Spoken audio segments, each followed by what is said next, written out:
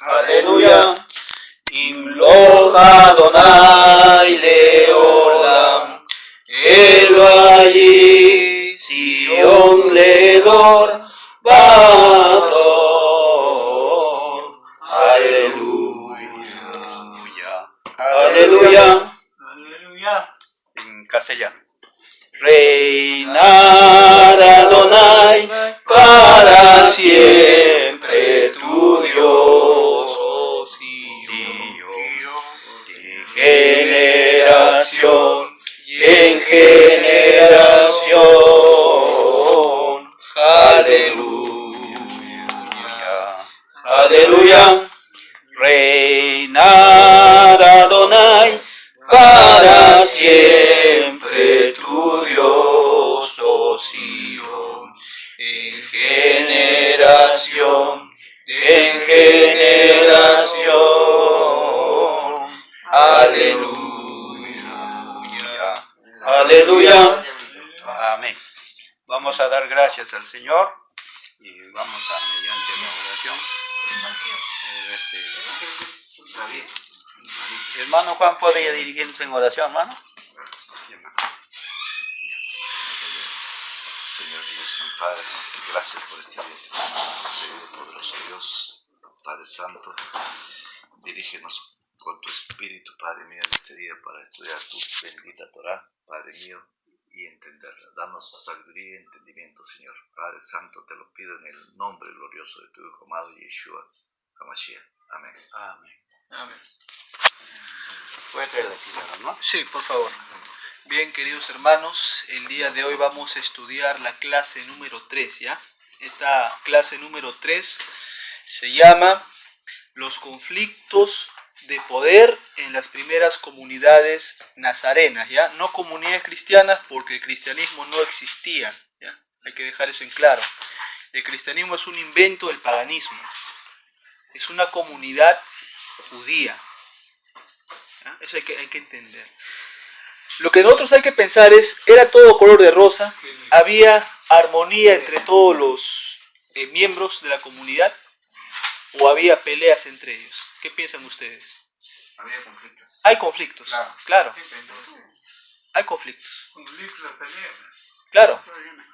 Pero vamos a la pregunta retórica, ¿no? Si todos tienen un mismo maestro, todos guardan la Torá, ¿por qué tendrían que haber los conflictos? ¿A qué se podrían deber los conflictos entre los mismos discípulos? ¿A qué? ¿A la doctrina? Si la doctrina es la misma, la doctrina es la Torá. ¿A qué podría deber? Claro, todos estudian, es como que nosotros estamos acá, todos estudiamos Torá, todos. Todos creemos que Yeshua es el Mesías, claro. Creemos que Hashem es eterno, claro. Pero entonces la pregunta sería, ¿por qué tendría que haber diferencias entre nosotros? Si tenemos la misma doctrina, tenemos la misma enseñanza, tenemos los mismos maestros, ¿por qué tendrían que haber diferencias entre nosotros? Yo creo que es un plan de carácter. De carácter. Carácter. Sí. Yo creo que, por ejemplo, algunos pueden ser pasivos, otros tienen un poco un carácter enérgico, y quizás ese choque entre los caracteres, ahí, ¿no? Por ejemplo, quizás uno dice una cosa, vamos a decir una hora, y el otro llega tarde, otra hora, ¿no? Entonces, dentro de eso siempre, porque no somos pues iguales, ¿no? En el pensar. El hermano ha dicho una cosa importante, a ver su atención. No todos tenían una misma manera de pensar. Les pregunto, ¿el apóstol Pablo, el Rab Shaul, pensaba igual que el apóstol Pedro? No. Simón Kefa, a ver, hay que pensar un poquito. ¿Cuál pues sería la diferencia entre Pablo, entre Shaul con Kefa, con Pedro? Que Pablo era más preparado. Eso dice Hechos. Pedro en cancha, así salió así. ¿No? Eso es lo que, claro, eso es lo que así nos Y Pablo dice. le arrepintió a Pedro, pero dijo, ¿por qué judeas a la gente? Ya, vamos a empezar primero. ¿Cómo le podría decir judaizar si él era judío? Es como que yo le digo a Arturo, ¿por qué me peruanizas a la gente? Entonces, si yo digo, ¿por qué me peruanizas? Es porque Arturo no es peruano. Claro, hay que pensar. ¿Qué se entiende, hermana Norma, si yo le digo al hermano Epifanio, ¿por qué peruanizas al hermano Juan? ¿Qué significaría peruanizar? Pero sí quiere decir que se tiene que someter a algo. No, está mal eso. Peruanizar. Someterlo en No, algo no, varón. Cuando yo te digo peruanizar, te estoy enseñando cultura peruana. costumbres peruanas, Claro. ¿sí? Si yo le digo al hermano, te estoy chilenizando, ¿qué se entiende? Cultura chilena. Claro. Si yo le digo, te estoy, vamos a decir, te estoy transculturalizando, ¿qué significa? Que yo te estoy dando una cultura diferente. Entonces pensemos un poquito. Entonces Pablo le decía Habla a romano, Pedro, pero ¿por no qué judío. estás judaizando? ¿Qué es? ¿Por qué estás sometiendo a la cultura de los judíos? Ya, Claro. pero pensemos una cosa. ¿Por qué le diría Pablo eso a Pedro si los dos son judíos? ¿Qué sentido tiene? Salvo que Pablo sea romano y que Pedro Pablo sea es romano, extraterrestre. No, estás equivocado. Si la Biblia dice. Pablo es un prosélito, ¿ya? O sea, se menciona mucho esto, ya que el libro de Hechos menciona de que Pablo, a ver su atención, Pablo nació en Tarso, ¿correcto? Pero Tarso no está dentro de Israel, no está en Roma tampoco, Roma. está en Grecia, está afuera del territorio de Israel. Entonces se menciona que alguna fuente, Flavio Josefos, que el papá de Pablo era un prosélito, o sea, un converso. Prosélito es un converso. Entonces lo que yo quiero, a ver, que nosotros entendamos, vamos a poner acá ya. Va así, mis hermanos, miren. Todo comienza acá en un lugar llamado Israel, ¿está bien? Acá va a comenzar todo. Ya, ahí no hay ninguna iglesia. No existe ninguna iglesia. No hay ninguna iglesia. No, cristianismo no existe. No existe. Entonces preguntemos lo siguiente. Si en Israel comenzamos a trabajar solamente con un rabino, ¿correcto? Y sabemos que este rabino es un provinciano de Nazaret, pues, Galileo, ¿correcto? Y a su vez este hombre agarra y forma a 2 estudiantes, ¿correcto? 1, 2, 3, hasta 2 estudiantes. Les hago una pregunta. ¿Cuál era el propósito de ese rabino de enseñar a 12? Y ya preguntémonos, ¿qué les enseñaba ese rabino a esos 12? Si todos son judíos, todos conocen la Torá. Entonces, ¿cuál sería la novedad que el maestro Yeshua tenía que enseñarles a ellos? El maestro rabino... Muy bien, ¿qué dice, bro? Un grupo que se acercaba a la sinagoga en ese entonces, pero son grupos helenizados, judíos helenizados. Ya, lo que dice Arturo está bien, pero eso vale para fuera de Israel. O sea, por ejemplo, acá en Ponto, Frigia, Galacia, Panfilia, Pérgamo, etc. Claro, lo que dice Arturo está muy bien, pero eso es para fuera de Israel. Pero el maestro no se movió, me refiero al inicio fuera de Israel, sino trabajó adentro de Israel. Claro. El problema es que hubo un problema, una discrepancia dentro de Israel. ¿Ya? ¿A eso te refieres? Lo que yo quiero expresarme, a ver si me dejo entender bien, es... La pregunta es, este hombre histórico, Yeshua de Nazaret, era un judío. La pregunta es, ¿cuál es la novedad de él? O sea, Trae el reino de los cielos. pero ya, muy bien, esa palabra es clave. ¿Y qué se entiende, mis hermanos? Gracias hermano Juan, eso está muy bueno. ¿Qué se entiende, hermanos, por la palabra reino de los cielos o Malhut Hashamayim? ¿Qué significa eso? A ver. ¿Es la salvación? Mal, No. no es eso. Ahí estaba trayendo la paz. Buena nueva. Ya, y les hago una pregunta. ¿Cuál era la esperanza de los judíos a lo largo de los La siglos? salvación, pues. No. Cada fiesta decía, muy pronto va a venir ¿quién? Él. Salvador. Salvador no, el Mashiach. Entonces la esperanza es que venga acá, ¿qué cosa? El Mashiach. Ahora aclaremos, ya sabemos que hay 3 tipos de Mashiach. El Mashiach sacerdote, el Mashiach profeta y el Mashiach rey. ¿Ya? Les hago yo una pregunta, pues. Los judíos oprimidos por los impuestos romanos, explotados. Entonces, ¿a qué tipo de Mesías van a esperar? ¿Van a buscar un sacerdote como los esenios? No. ¿Van a buscar un profeta? Tampoco, ya tienen profetas. ¿A qué están buscando entonces? El rey. Un rey. David. Y, claro, ahora sí, el hermano lo ha dicho. Cuando se está en este tiempo, en la época del segundo templo, hablando del Mashiach, ellos no esperan otra cosa que esto. ¿Y qué es esto? Una corona real. O sea, esperan a un rey. ¿Ya? Ahora les hago una pregunta. Este rey tenía que ser llamado renuevo. Semach en hebreo. Y este señor, les hago una pregunta. Tenía que ser un hombre de paz, un hombre que hable de paz, o tenía que ser un hombre que porte la espada, pues. ¿Qué piensan ustedes? No, si es rey, es guerrero. Tiene que ser un guerrero. A los judíos no les sirve un profeta, no les sirve un predicador, no les sirve para nada eso. ¿Por qué? Porque recuerden ustedes, ellos están siendo explotados económicamente. ¿Por quién? Por Roma. ¿Y qué hace Roma? Le manda ¿qué cosa? Recaudadores de impuestos. Ahí tenemos el caso de Levi ben Alfeo, de Mateo. Mateo en hebreo se llama Levi ben Alfeo. Levi ben Alfeo era recaudador de impuestos. ¿Y qué hacía él? Iba, señor, pague sus impuestos. No tengo, ya, me voy a llevar tu vaca, me voy a llevar tu corderito.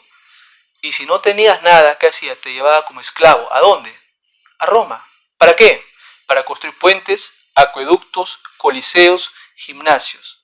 Les pregunto, hay que sacar de la cabeza el pensamiento religioso. Si un pueblo está explotado, las mujeres son violadas, las legiones romanas entran a las aldeas en Jerusalén, en Galilea, y se roban los ganados de los campesinos y violan a las mujeres. ¿Qué Mesías van a esperar los judíos? Pues un Mesías sacerdote, un Mesías profeta.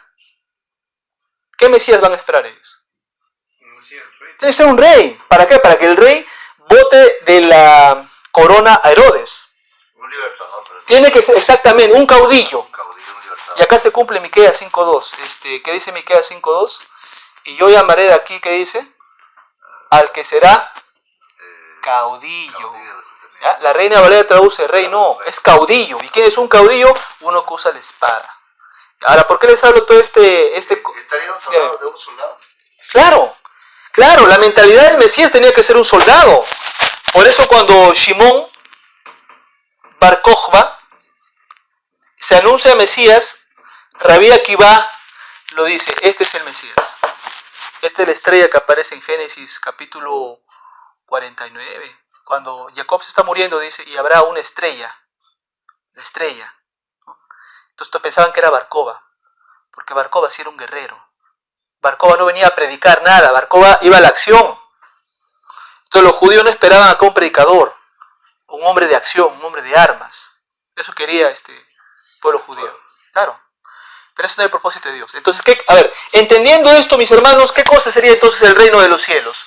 ¿Un reino espiritual o sería un reino físico? A ver, hay que pensar bastante en esto. Físico. Es un reino físico. Malhut Hashamayim, reino de los cielos, no lo hay que entender como nos han enseñado en la iglesia, alabaré, eso no vale para este pensamiento. Reino de los cielos, en la época del maestro, ¿qué era? El reino teocrático, vamos a ponerlo acá. ¿Y qué cosa es un reino teocrático? Un reino donde Dios gobierna y pone acá a un representante, en este caso Yeshua. Claro. Sí se entiende, ¿no? Porque casi todos los hermanos evangélicos predican, no, que tenía que venir el cordero. Falso, ¿cuál cordero? Acá no esperan a ningún cordero, quieren acá un hombre de acción, un hombre de armas. Eso es lo que quiere el pueblo judío. No, pero lo que pasa es que los hermanos piensan desde el punto de vista greco-romano. Entonces para ellos sí tendría que venir un cordero, pues. Claro. Pero para el pueblo no. No, el pueblo judío esperaba a otra cosa muy distinta. Claro, ahí está. Eso es, o sea que hay una cuestión diferente en el pensamiento greco-romano con el pensamiento judío. Los pastores van a enseñar y los sacerdotes que el pueblo esperaba a un profeta, a un Cristo de paz. Mentira, el pueblo judío no esperaba a eso. El pueblo judío quería un nuevo David que le solucione el problema económico. Un guerrero. David agarraba una espada. A Goliat le cortó la cabeza. Esto es ahora, ¿por qué hablamos de eso? Entonces, cuando dice el maestro, el reino de los cielos se ha acercado, ¿qué significaría cada vez que él usa la palabra reino de los cielos? Un reino espiritual que está en el séptimo cielo. ¿De eso está hablando ahí el maestro? ¿Creemos eso nosotros? El reino de los cielos se ha acercado, decía, de que él mismo era el rey de los cielos. Claro.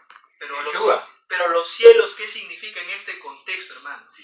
No se refiere acá a la troposfera. Sabemos a que la el cielo es Shamayim. Ya, Es Shamayim quiere decir fuego y agua. dos elementos. Claro. ¿Ya? Pero no estamos respondiendo a la pregunta. La pregunta es, ¿qué implicancia tiene en este momento histórico cuando el pueblo está siendo explotado y él dice, arrepentíos, arrepentíos, que el reino de los cielos se ha acercado? ¿Qué significa esa expresión, el reino de los cielos se ha acercado para esos judíos oprimidos? Significa en el sentido espiritual. Ningún sentido espiritual, está completamente errado. Significa, señores, yo soy ese rey. Yo soy ese rey. Yo soy ese rey, el hijo de David. Por eso, Yeshua ben David, ten misericordia de mí. ¿Por qué? Porque está reconociendo que es el hijo del legítimo heredero a la corona. Entonces, cada vez que el maestro decía, arrepentíos, arrepentíos, que el reino de los cielos se ha acercado, significa, señores, ese reino teocrático, esa casa de David, va a ser reinstaurada de nuevo.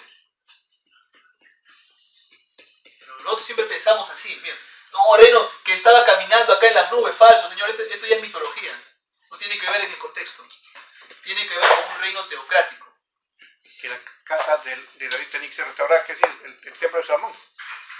El templo ya estaba restaurado. Recuerda usted que el templo estaba gobernado por los sacerdotes, que eran corruptos. Pero en ese tiempo el templo de Salomón que reconstruyó Herodes estaba en pie. Claro, Horus, Herodes, pero la cuestión no es esa, la cuestión es qué implicancia tiene esto. Que Yeshua va a traer acá una renovación, un reino. ¿Y qué significa un reino? Una persona que da decretos, órdenes, estatutos. ¿Por qué estamos hablando todo eso? Nos estamos yendo del tema. Por una razón sencilla. Entonces el rabino, ¿qué cosa les decía a los 12? Que vayan a ir a predicar a la casa de Israel. Vayan a llevar las noticias felices. ¿De qué cosa? Del reino. ¿Pero qué cosa significa el reino de los cielos? No. Reino teocrático. En otras palabras, ¿qué significa? Dios y crático. Claro, ¿qué está diciendo acá? Sería así. Ani David. Yo David. Claro, Ani Ju David. O sea, estaría diciendo, yo soy el nuevo David. Claro. Pero él nunca usó arma para destruir. Vamos a recordar que él dice en Lucas lo contrario de lo que dice usted. El que tenga una capa, véndela y compre ¿qué cosa? Una espada. ¿Para qué? Para pelar cocos. ¿Para qué el maestro, un hombre de paz, le decía a su gente, vende tu capa y compra? ¡Claro! ¡Claro! ¿Para qué quería? El maestro, que es un hombre de paz, ¿por qué les ordena a los 12? Señores, compren una espada. Los hermanos dicen, una espada de la palabra. No, señor, no engañe usted. Ninguna espada de la palabra, es una espada física, un cuchillo.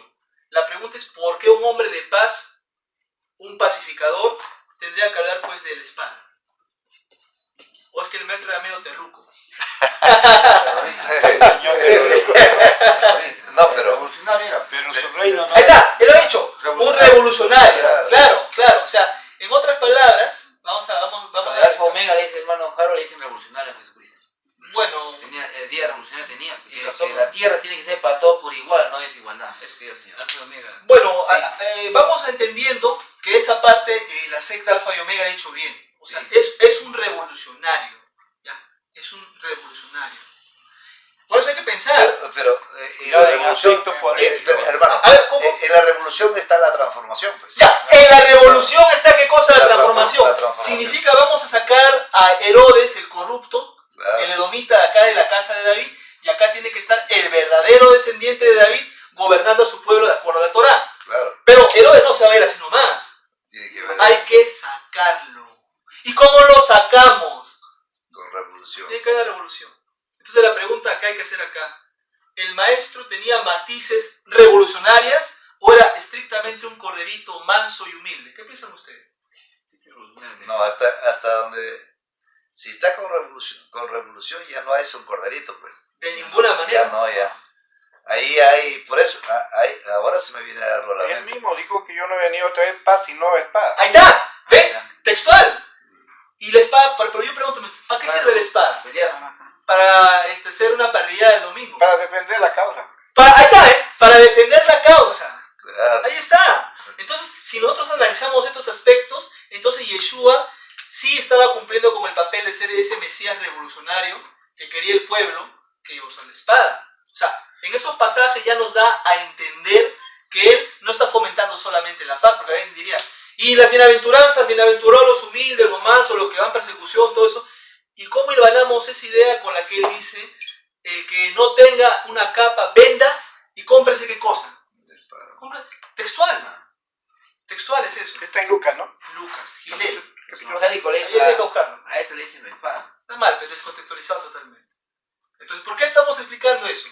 Porque el maestro tenía que formar a 12 hombres, hará atención, y estos 12 hombres tenían que ir por todas las ovejas de la casa de Israel, anunciándoles el reino teocrático. ¿Y qué implica el reino teocrático? Un nuevo David, cuya cabeza es el Eterno, y ese nuevo David va a expandir la Torá. O sea, el papel del Mashiach tiene que ser que el Mashiach tiene que ayudar a difundir la Torá. Y les hago una pregunta, ¿Jesucristo difundió la Torá o no? No, escuche bien la pregunta. Yo no dije Yeshua, dije Jesucristo. ¿Jesucristo difundió la Torá o no? No. ¿Qué difundió Jesucristo? La doctrina del reemplazo. Y si yo digo, ¿y Yeshua de Nazaret qué difundió? La Torá. Eso sí, no confunda usted al personaje judío del personaje católico. No lo confunda. Claro, al decir Jesucristo ya está gregarizando. Claro, porque Jesucristo es la metamorfosis de Yeshua. Por ejemplo, Yeshua es judío, Jesucristo es griego. Yeshua guarda Shabbat, Jesucristo va el domingo. Yeshua come kosher, Jesucristo come el chancho. Yeshua respeta la Torah, el otro viola la Torah. ¿Se dan cuenta? Uno es Yeshua y el otro es Jesucristo. No es el mismo. No hay que confundir. Jesucristo es griego. Claro, Jesucristo es el invento del paganismo. El personaje verdadero, ¿cómo se llama? Yeshua de Nazaret, el judío. ¿Ves? No es lo mismo, hermano. Cuando alguien ve a Jesucristo, hermanito, Jesucristo es el invento de la Iglesia Católica. El hombre de carne y hueso, el Es un judío, nombre griego, pues. es un invento. Es como que yo, en vez de que usted se llame Samuel, diga el hermano Teodorico. No, yo no soy Teodorico. Yo me llamo Samuel Shalom Bentosilla. ¿Se da cuenta? Le han cambiado al maestro el nombre, le han quitado su cultura judía, le han quitado todo. Por eso no es correcto decirle Pero Jesucristo. aquí hay algo. Sí, hermano. Entonces, al cambiarle todo, cambiar todo para ser un hombre de paz, Claro. ya no de espada. La- Para que el pueblo crea que realmente solamente trajo la paz.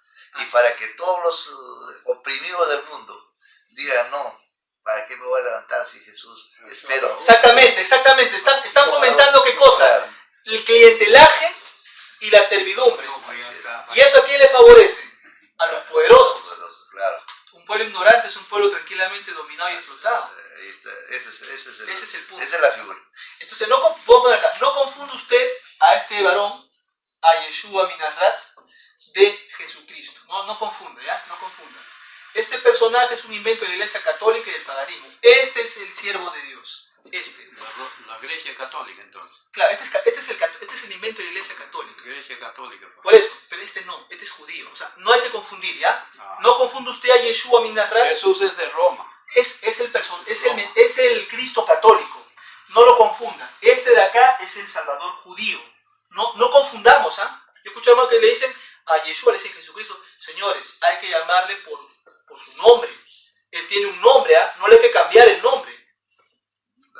No le cambiemos el nombre. Y lo están cambiando, por ejemplo. Ya lo han cambiado. Yahshua dicen también. Claro, ¿y qué significa Yahshua? El Eterno ahorita por ayuda. Es una blasfemia mayúscula. Entonces, al personaje hay que llamarle por su nombre. Yahweh dice también. No, así Yahweh. Yahweh también es una blasfemia. Y justo ha puesto en los libros. Yeshua. Y eso lo está confundiendo A toda la gente. a algunos hasta mesiánicos están confundiendo, están usando ese nombre. ¿Por qué están usando, hermano? Porque no estudian el hebreo. El que estudia el hebreo sabe que el tetaramatón, el YH, no se puede pronunciar. ¿Por Hermano, qué? hermano. Porque no había puntos, masoretes. Hermano, y Tensionía, Sí, por ejemplo, el nombre de las 4 letras del Eterno. Yud Yud, Bab, He. él en vez de pronunciar Bab, Aquí no. lo pronuncia como la W. Como la UAP. Ajá. Malta. Jamás. Y él dice que ha estudiado los 5 idiomas. ¿Qué cosa de estudiar romanismo? Claro, exacto. Ha estudiado greco, romanismo. Pero para entender a este personaje hay que estudiar el hebreo. Por eso, entonces, hermano, cada vez que usted vea que la gente le dice Jesús, los hermanos, hermano, no se confunda. Jesús es el invento de Roma. El personaje real se llama Yeshua. Además, Jesús significa caballo. No, eso no, pero eso es en el idioma hebreo, nada tiene que ver. O sea, el punto, hermano, es que los nombres propios no se cambian. Por ejemplo, les hago una pregunta. George Washington, ¿quién era? Presidente de los Estados Unidos. ¿Yo le puedo cambiar su nombre? No. Si les digo Albert Einstein, ¿quién fue Albert Einstein? Ni en chino, ni en japonés. Judío alemán. El nombre no se cambia, el nombre se respeta, sino que la Iglesia Católica le cambió el nombre al Mesías, le cambió el nombre al Eterno y se han creado otra religión llamada cristianismo, que nada tiene que ver con el judaísmo, por si acaso, hay que decir las cosas como son, con propiedad. Bien. Por si acaso, eso es para algunos, por ejemplo, cuando entran a YouTube, van a ver, pues dicen, no, Jesús hizo las iglesias. Sí, dice eso, ¿no? Yo lo he escuchado. Claro. Que Jesús ya predicaba en las iglesias, pero en el siglo primero no existía iglesia. No existía iglesia. Iglesia es un partido político, ya lo hemos estudiado. Demóstenes iba a la iglesia, Pitágoras iba a la iglesia. Entonces, ¿qué cosa es la eclesía? Una asamblea de partido político. Claro. Entonces, cada vez que el hermano le diga, hermano, vamos a la iglesia. ¿A cuál iglesia, hermano? ¿A la del APRA, Acción Popular o a la del Moradito? ¿A cuál de esas iglesias vamos a votar a la Iglesia selección? Mormón. Nosotros vamos a la congregación. Eso está mal, ahorita vamos a verlo. Ya. Entonces, habiendo hecho ya este preámbulo, vamos a estudiar el día de hoy 3 cosas con la ayuda del Eterno. Bien, vamos a dividir la clase en 3 temas, ¿ya? Ya sabemos que hay un maestro judío, 12 discípulos, ¿ya? Ahora viene la pregunta, ¿por qué va a haber pelea entre ellos? Si el maestro les ha enseñado lo mismo a los 12 y a Pablito. ¿Por qué? Pero Pablo no está, hermano, no es un talmidín de Yeshua. No es uno de los 12. No es uno de los 12. O sea, él llega después. Llega después, es un advenedizo. Claro. Tarde. Entonces, acá vamos a hablar el caso de Bernabé, Barnaba. Acá vamos a hablar del caso de Ananías y Zafira, ¿ya? Y finalmente acá viene el plato fuerte. Pedro versus Pablo. Hechos 15 y Gálatas 2. Vamos a ver si es igualito Hechos 15 y Gálatas 2 y vamos a darnos cuenta que no. Que Lucas intentó disimular las cosas, porque Pablo dice una cosa en Gálatas, pero Lucas lo disfraza en Hechos capítulo 15. Vamos a estudiar hoy día. Perfecto. Para hablar, mis amados hermanos, de Barnaba, vamos a hablar de Bernabé. Vámonos todos al libro de Hechos, ¿ya? Abran todos sus escrituras, vamos a trabajar ahora sí todos juntos. Esto fue solamente una introducción y vamos a estudiar primero a Bernabé, ¿ya? Vamos a este varón Bernabé. Y hay un libro llamado La Epístola de Bernabé, muy importante también. Eso es bien importante. Hechos capítulo 4, versículos 36 y 37. Vamos a poner acá. Hechos capítulo 4, Pasuquín 36 y 37. ¿Ya? Usted en casa lea todo el capítulo para que pueda entender el contexto. Nosotros, por cuestiones de tiempo y pedagógicas, vamos solamente a analizar la porción que estamos indicando, ¿ya? ¿Por qué? Porque el capítulo comprende varias cosas y acá me interesa analizar lo siguiente, ¿ya? Bien, vamos a leerlo todos juntos en la versión Reina Valera y voy a usar esta versión adulterada con más de 2000 errores. ¿Por qué? Porque entendemos que hay hermanos en toda Latinoamérica y en países donde no hay buenas traducciones. Por eso vamos a usar esa traducción. Bien, yo voy a leerlo, dice así. Entonces, Joseph, ahí dice en español José, pero usted póngale ahí Joseph, ¿ya? Ahí dice en ese versículo. Voy a repetir para los hermanos que están buscando. Estamos en el libro de Hechos, Masé Ha Shaliachim, Crónicas de los Emisarios. Entonces, José, ya, pero ya sabemos que no es José, pues, es Joseph. ¿Ya? Joseph, a quien los Shaleachim pusieron por nombre Barnabá. O sea, a este Yosef le van a cambiar el nombre, ¿quiénes? Los Shaleachim. ¿Y quiénes son? Claro. ¿Y qué significa la palabra Shaleachim? Apóstoles, emisarios. ¿Ya? Traducido es hijo de... Esperen un rato, vamos lento. Los que le van a cambiar el nombre a Yosef son los Talmidim. Y le van a dar un nuevo nombre. Ahora sí, ¿cuál es ese nombre? Barnaba o Bernabé. Ahora sí, con lo que ha hecho el hermano. Dice ahí, que traducido es hijo de consolación. O sea, Bar significa hijo, ese es arameo, y Nabá tiene que ver con consolación. ¿Ya? No se olviden, lo que están hablando acá es arameo. Esto es arameo. Levita natural de Chipre, dice. Vamos lento, hermano. Sí. Y este varón, este Yosef, su verdadero nombre, pertenece a la tribu de Levi. Hay que poner eso con grande, ¿ya? Tribu de Levi. Levita. Claro, es un levita, tribu de Levi, ¿ya? Les hago una pregunta. ¿Y si es de la tribu de Levi, puede oficiar o no en el templo? Sí, claro. ¿Conoce todos los rituales que hay que hacer o no en el templo? Claro. Claro, solamente los levitas tenían ese privilegio, ¿ah? Claro. Por si acaso. Otra tribu no. Solamente la casa de Levi. Dice, natural, y acá ponemos grande. Chipre. Ahora escuchen, vamos a analizar un poquito esto todos juntos y necesito su participación. Mis hermanos, ¿cómo entendemos nosotros el fenómeno de que haya levitas afuera de Israel? Recuerda, Chipre no está dentro de Israel, ¿eh? Chipre está afuera de Israel, no es adentro, está afuera de Israel. Es una isla. ¿A dónde pertenece Chipre? ¿Italia? Está colindante ahí. Vamos a preguntarnos acá lo primero. ¿Pero qué involucra esto? ¿Por qué tendrían que haber levitas fuera de Israel? A ver, pensemos un poco. Hay que pensar. ¿No se supone que los levitas tienen que estar solamente en el templo para oficiar dentro del templo de Salomón? No, porque aquí había... Pues, Están esparcidos. Ya, era dicho que estaban esparcidos. ¿Qué iba a decir hermano Juan? Añada, por favor. Claro, pues ya habían sido llevados a un grupo. No todos habían retornado claro, en el tiempo de Ezra. Claro. ¿Ya? O sea que todavía habían judíos, israelíes, de diferentes tribus expatriadas. Así es. Entonces les hago una pregunta.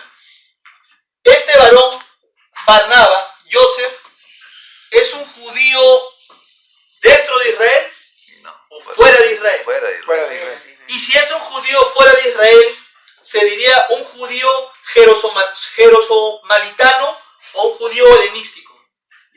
Helenístico, pues. O sea, a todo el que estaba fuera de Israel se le decía helenístico. ¿Ya? O sea, que este Bernabé era un judío helenístico. Helenístico. Claro. Ya. ¿Por qué estudiamos, mis hermanos, a Bernabé?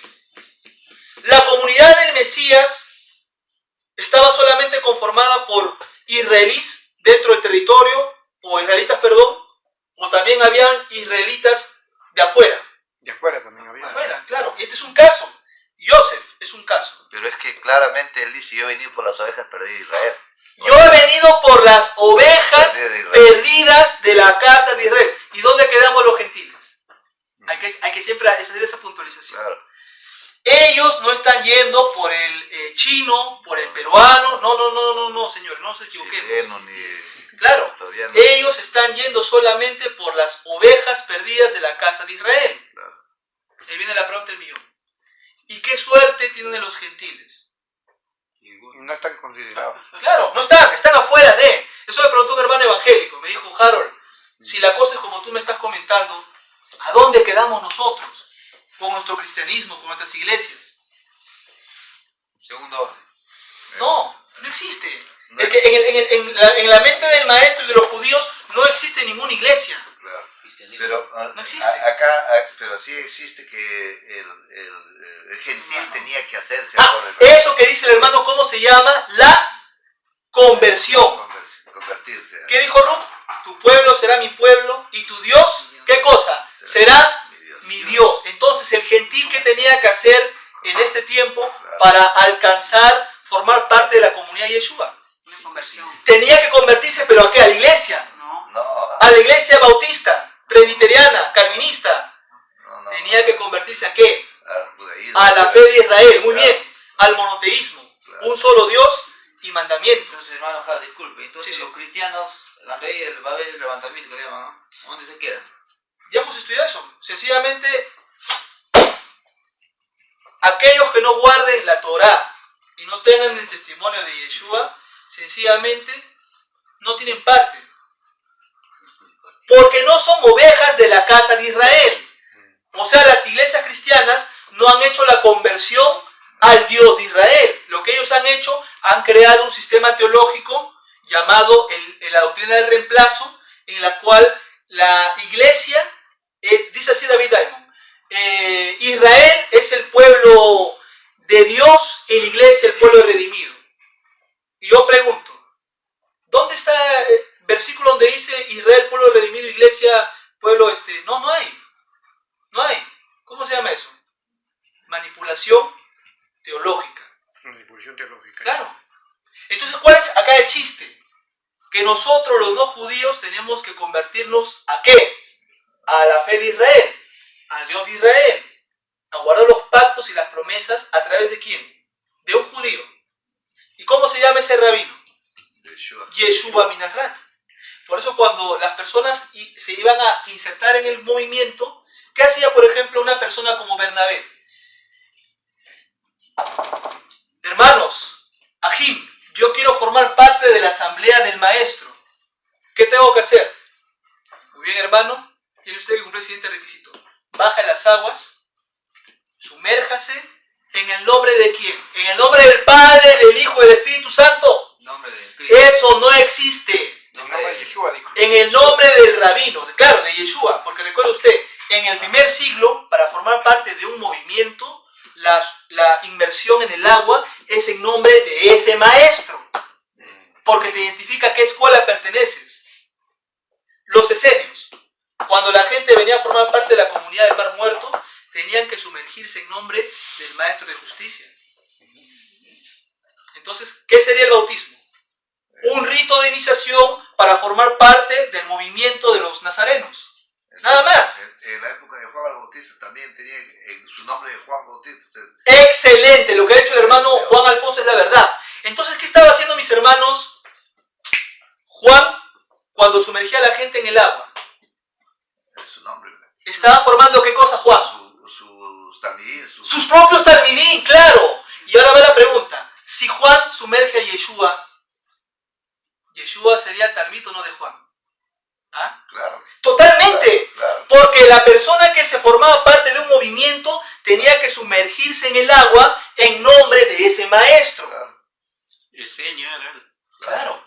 ¿Se dan cuenta? Cuando ya entendemos la cultura judía, ya entendemos cosas. Entonces, ¿dónde queda ese mito que el bautismo es salvación? Falso. De ninguna salvación. Solamente es un rito de iniciación para formar parte de la comunidad de los talmidín, nada más. Pero salvo o no salvo. No salva nada de eso. Pero Ahí está, es un testimonio que demuestra qué cosa, que yo, en este caso Bernabé, Joseph, me estoy sumergiendo en el agua y después de sumergirme en el agua, ahora yo formo parte de la comunidad de los talmidín. Pero no también es parte de su misión. ¿Cómo? Se somete a la enseñanza del maestro. Se somete a la salafot del maestro. Y no me tomen enseñanza de la sangre. Claro. Hermano. Es que estás mal, estás equivocado. Ahí está el romano, nadie dice. Pero De la lee sangre. el contexto. ¿Pero salvo de qué? Piensa, ¿salvo de qué? Salvo de la opresión de Roma. Es que acá les digo otra cosa. La iglesia evangélica, la iglesia católica han enseñado que el agua es un elemento mágico religioso, que te echan agua acá en el cuerpito y con esa agua automáticamente adquiriste un pasaporte para entrar a la vida eterna, al Olam Jabá. Pregunto, ¿enseñó? El bautismo es un mandamiento, nada más. Es solamente, hermano, como ha dicho la hermana, un testimonio para formar parte de la comunidad. Testimonio público será. Claro, pero para formar parte del movimiento, no para salvarse. No salva. No salva eso. No salva. No salva. Por eso, o sea, la iglesia ha dicho, Es un mandato de Dios, nada más. es solamente, hermano, es un testimonio que dice, yo me sumerjo en el agua, en el nombre del rabino Yeshua, y al yo sumergirme en el agua, estoy testificando que yo en este momento formo parte de los 12. Y miren qué curioso, cuando se sumerge Joseph, le van a cambiar el nombre. Y ya no va a llamarse Joseph, ¿cómo se va a llamar? Bernabé. ¿Ven? ¿Se dan cuenta? Cada vez que hay una inmersión en el agua, al nuevo integrante del movimiento se le cambia el nombre.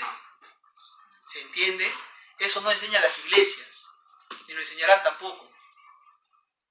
No, señor. No, jamás. Usted no va a escuchar esto a un pastor decir en un púlpito, a un cura católico. Pura no enseña nada. No enseñan nada, hermano. Entonces la cuestión acá es, ¿este varón hizo o no la conversión? Pura enseña de esto. Hermano, pregunto. Bernabé, a ver, atención. Joseph hizo o no la conversión para formar parte de la comunidad mesiánica. Claro. ¿Y cómo le dieron el nombre a los talmidim? Barnaba. Barnaba. Ya no serás llamado Joseph. Ahora serás llamado ¿qué cosa? Barnaba. Barnabá, el hijo de la consolación. Dice Bernabé. Bernabé. Entonces, ¿qué significa? Un nuevo Talmudín. Claro, exacto, muy bien. O sea, cada vez que venía un nuevo judío, se le sumergía en el agua y se le daba un nombre nuevo. ¿Para qué? Para formar parte de la comunidad del Mesías. ¿Sí se entiende? Barnabá, Bernabé. Ya. ¿Por qué nos sirve estudiar a Bernabé? Para entender cómo es el proceso de conversión de un judío al movimiento de nuestro santo maestro Yeshua Minarrat. Entonces la pregunta es, ¿el bautismo salva o no salva? El creer en el Torah en Yeshua salva. Claro, el creer en Hashem y guardar los mandamientos. Un ejemplo sencillo. ¿Qué dijo el maestro? A ver, escucha, por favor, atención un ratito, esto es importante. El joven rico le dijo al maestro, maestro, maestro bueno, ¿qué he de hacer para heredar el Olam Jabá? ¿Y qué le dice Yeshua? Bautízate. No. Guarda los mandamientos. Guarda ¿qué cosa? Los mandamientos. Entonces lo que salva es el agüita o lo que salva es el guardar los mandamientos. Guardar los mandamientos. Guardar los mandamientos. ¿Y quién lo dijo eso? ¿Yeshua o Pablo? Pablo. Yeshua. ¿Y quién es mayor? ¿Yeshua o Pablo? Yeshua. Por favor, hermano, bajen el volumen a esa música. Gracias. Entonces, a ver, por favor, bajen el volumen a esa. Nos está interrumpiendo la clase. Gracias, pero después, eso está para después. Entonces, vamos acá. Por favor, su atención. Su atención, hermanos, por favor, su atención. Por favor, todos tienen la palabra del Señor. Si vamos a estar así con eso del tiempo, mejor dejamos acá el estudio y yo lo grabo en privado para los hermanos, ¿no? Creo que hay que tener seriedad también. Bien, entonces retomando esto. Ya hemos entendido el proceso de conversión. Ahora sí vamos al caso de Hananyá y Shapira, Ananías y Zafira. Vámonos al libro de Hechos, capítulo número 5, del 1 al 11, ¿ya? Vamos a usar la versión Reina Valera y vamos a entender el caso de Ananías y Zafira dentro de la comunidad. ¿Ya? Dentro de la comunidad. Bien, va así. Sí, sí, dice así. Pero cierto hombre, llamado Ananías, con Zafira su mujer, vendió una heredad. Dos personas, ¿ya? Ponemos acá Ananías y Zafira, ¿ya? Dos personas. Ananías es un varón y Zafira es una mujer. ¿Correcto, mis hermanos? Hay que entender eso. Dos personas. Ananías y Zafira. Y dicen algo bien interesante. ¿Van a qué cosa? Vender la heredad. ¿Por qué tenían ellos que vender su heredad, mis hermanos? ¿Cuál era ahí el propósito? Tenían que vender la heredad. Claro, porque la heredad era una propiedad. Claro, que podía ser un terreno, podían ser hectáreas, o podían ser también animales. ¿Por qué ellos, mis hermanos, tenían que vender todo su dinero, tenían que vender todas sus propiedades y entregarle los talmidim? Es que ellos habían prometido. Claro, pero hay algo más profundo. Les voy a explicar esto. Cuando las personas forman parte de una comunidad, en este caso de la comunidad nazarena, tienen que dar todo su dinero, a la comunidad. ¿Para qué? Para que los talmidim, los 12, distribuyan ese dinero entre toda la gente de la comunidad. O sea, una suerte de comunismo. O sea, una suerte de ¿No era hermano para los más necesitados? dentro de la misma comunidad. Claro. Claro, o sea, la cuestión se regía en que se vendía todo y ahora el miembro de la comunidad consideraba al otro su hermano. Es mi hermano. Y a mi hermano yo tengo que ayudarlo. Entonces, ese es el propósito.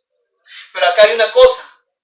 Y vamos a ver que Ananías y Zafira no van a dar todo el dinero. No.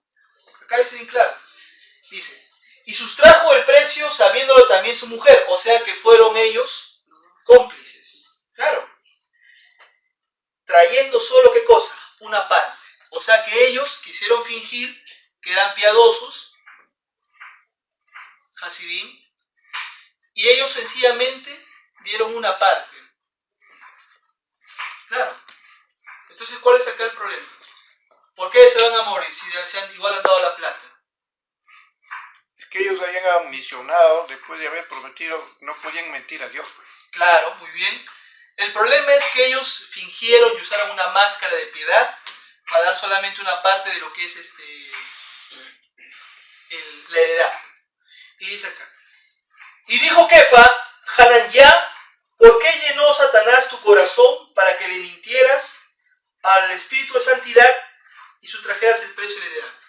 Mire, qué interesante lo que le va a decir Pedro. ¿Por qué llenó Satanás tu corazón?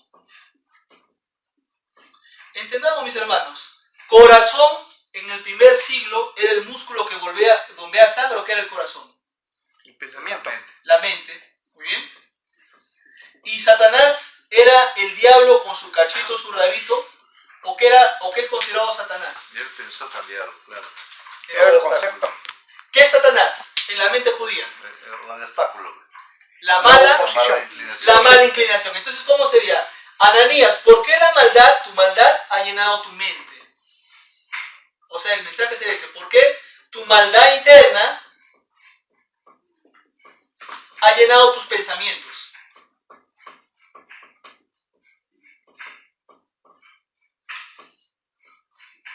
Claro. Porque le has mentido al Espíritu de Dios. O sea, en otras palabras, le has mentido a Hashem.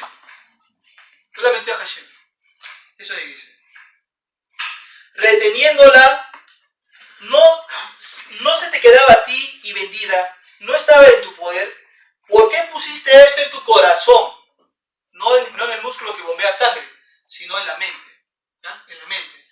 ¿Por qué se puso esto en tu mente? ¿Qué más dice ahí el texto? No han mentido a los hombres, sino a Dios. Ahí está. No le mentiste a los hombres, sino le has mentido a Yuhebajé. Entonces, mis hermanos, ¿cuál sería acá el problema con este señor?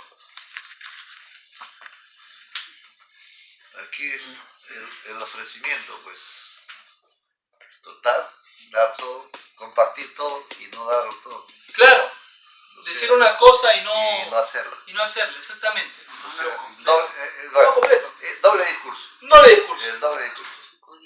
Su codicia. Claro, y ahí dice. Al oír esto, Hananyá cayó y expiró. ¿Por qué se murió, mis hermanos, Ananías? Por la conciencia, ¿ves? Ahí está. Por su mala, ¿qué cosa? Por su mala conciencia. Muy bien, ¿ven? Está interesante el texto. Y les hago una pregunta. ¿Acaso no ocurre que cuando alguien es acusado por su conciencia, se puede hasta suicidar o no? Claro. Sí, claro. ¿Cuánta gente se ha suicidado o acusado por su... ¿Qué le pasó a Judas? ¿No se suicidó acaso? ¿Y qué le acusaba a Judas? Conciencia. Conciencia. Es que hizo cosas malas. Claro. La conciencia la acusaba. Claro, la conciencia la acusa. Entonces la conciencia también te puede matar. Es que esa es la parte de Dios, pues. La conciencia es parte del alma. En la psicología sí, pero en el mundo judío la conciencia es, vamos a decir así, es un estado de la persona en la cual busca crecer cada vez más. Ya, vámonos con esta parte. Entonces ya vemos que Ananías murió. Ya preguntémonos. Murió por mentir. ¿Qué más dice el texto acá? Continuamos la lectura. Dice, levantándose los jóvenes, le envolvieron y sacaron, ¿qué cosa? Lo sepultaron. Pasado un lapso de 3 horas sucedió que entró su mujer Zafira, no sabiendo lo que había acontecido. Entonces Pedro le dijo, bueno, dime, ¿vendiste en tal precio la heredad? Y ella respondió, sí. Le pregunto, ¿le debió haber dicho la verdad o no? Claro. Podría haber dicho la verdad y se salvaron. Claro, si ella decía, no, Pedro, ¿sabes qué cosa? La verdad, bueno, le hemos vendido, pues, pero... Ananías es lo que quiso, yo no estaba de acuerdo. Pues, ya. Claro, en todo caso, bueno, estuvimos de acuerdo, pero ya, pues yo me doy cuenta que estoy mal, ¿no? Me arrepiento. Me arrepiento. Pero lo que veo acá es la rapidez con que lo entierran. Estaba Claro, defendiéndolo todo. No, la rapidez con que lo entierran a Ananías. rápidamente lo enterraron a Ananías, Sí. claro. O Entonces, sea que la comunidad estaba bien organizada. acá, Claro, al Eterno, en este caso al Eterno. Ya miren, o sea, ella continúa mintiendo. claro, O sea, no acepta su doble discurso tampoco. Defiéndese, se defiende, mejor dicho, se excusa. Claro. Y dice acá, y Pedro le dijo, ¿por qué convenisteis en probar al Eterno? He aquí a las puertas de los pies los que han sepultado a tu marido y ahora te sacarán a ti. ¿Por qué le dice, por qué pruebas al Eterno? A ver. porque la prueba, ¿por qué? Porque pensaba que andaría robando, pensaba que no, prácticamente están, lo que había prometido, vamos a decir, eran $100,000, es un ejemplo, ¿no? Y ellos se quedaban con 50 y 50 daban, Claro. no era total. Entonces, están probando Dios si es que realmente qué cosa iba a pasar con él, si le iba a vivir o iban a morir. Claro, si Si iba a iba a vivir tener una más o no. Claro, totalmente. Entonces, acá está la cosa, pues, que realmente a Dios, ¿quién lo puede probar? Nadie, Nadie. Entonces, no pruebes a Dios. exactamente. ¿Qué dijo el Mesías en el desierto? No pondrás a prueba al Eterno. Claro, no se le puede poner en prueba al Eterno. Y el texto continúa, está interesante. Y dice Puede ahí. engañar, pues él conoce el pensamiento. Claro. ¿Lucas cuánto? No, seguimos hermano en Hechos. Dice, Hechos 5:10. Al instante ella cayó a los pies de él y expiró. Ya ves que. Y cuando entraron los jóvenes, la hallaron muerta. Y la sacaron y la sepultaron junto a su marido. ¿Es, amigos míos, la palabra de Pedro lo que les ha matado o ha sido su conciencia? Su conciencia. Es su conciencia. Sí. ¿Y qué dicen los hermanos? Que la boca de Pedro tenía poder. No. Pedro Después solamente murió un por ser- su boca, No, No, murieron por su conciencia. por su conciencia. Por su claro. conciencia. Claro. Porque Pedro solamente era un hombre común y corriente. No era un ser espiritual. Ya. no, pero Dígame, hermano. acá tenemos que ver también, hermano, que en esta cuestión es Partía Dios. que cuando hace, por ejemplo, también habla pues cuando haces ofreces un voto a Dios, cumple, dice, No tardes en no cumplir. tardes en cumplir. Claro. Y estos hicieron un voto. Pues, ¡Wow! O sea que Ananías y Zafira aquí hicieron claro, un voto. un voto. ¿Y qué pasa cuando no cumplen el voto? Claro, ahí. O sea, la palabra salida de la boca de ellos tiene que cumplirse. Claro, Voto de promesa, ¿no? es Claro, una promesa. Es una promesa. Ajá. Por ejemplo, Señor, yo voy a, Ese es delicado. vamos a decir, voy a hacer un ayuno y a la final no hace ayuno. Claro, Señor, si me das esto, yo voy a compartir con el pobre. claro, Y ya pues estás pidiendo oración porque está saliendo de tu boca. claro. Y a la final extiendes el resto y no compartes con nadie. El peligro de no cumplir. Entonces, Tacaño, ahí, entonces. ¿ah? ¿Peligro que de muerte? Claro. Tacaño es entonces. Trae consecuencias espirituales. Y no cumple. Pues. Pero es que acá hay dos tipos de muerte. Ajá. Hay dos tipos de muerte. Puede ser la muerte económica de esa persona Ah, claro. o puede ser la muerte también física. Claro, exactamente. Porque vamos a decir, yo ofrezco a Dios, no cumplo con el necesitado, que ya le dije, voto. Señor, yo voy a ayudar al necesitado, me da, me lo como yo solo, me quedo yo solo. Y al necesitado no le doy. Claro. Pero Dios dice, y tú hiciste un voto conmigo, yo te bendecí, no te... Y ahora No le das. no das, no compartes. Claro, te haces Bueno. al loco. Lo cortan. Corta, pues. Yo Claro. creo que sí. Sí. Claro, hermano, está muy bien la idea. Totalmente. Y acá añade, ¿ah? Y vino gran temor sobre toda la asamblea y sobre todos los que oyeron estas cosas. Entonces, ¿qué podemos notar acá, mis hermanos? Ya analizamos el caso de Joseph y acá.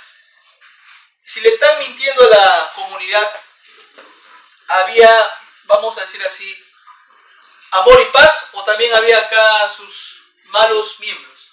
Malos, sus malos pensamientos. Claro que había malos miembros. Claro, hay malos miembros acá en la comunidad de los nazarenos. Acá también. Claro, y la pregunta es, ¿hay unidad o no entonces? No. No hay unidad.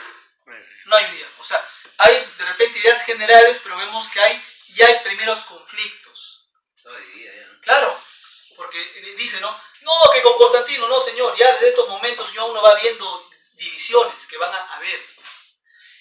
Y ahora sí, vamos a analizar el caso de Lucas, de Hechos y Gálatas, ¿ya? Vámonos a Hechos 15 y vamos a compararlo con Gálatas para ver si Lucas está diciendo la verdad o si Lucas está escondiendo la verdad, ¿ya? Vámonos a Hechos capítulo 15.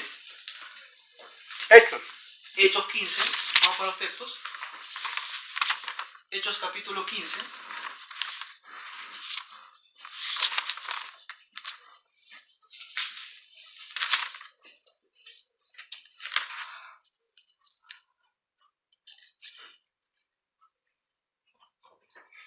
Y vamos a revisar aspectos importantes.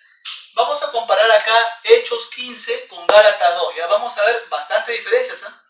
No es lo mismo. Hechos 15 contra Gálatas capítulo 2. Bien, vamos a ver qué dice Hechos 15. Dice así: entonces algunos que venían de Judea enseñaban a los hermanos, si no se les circuncida conforme al rito de Moisés, no pueden ser salvos. ¿Qué significa eso? Que habían subido ¿de dónde? De Jerusalén. ¿Y cuál era el tema principal? La circuncisión para salvación.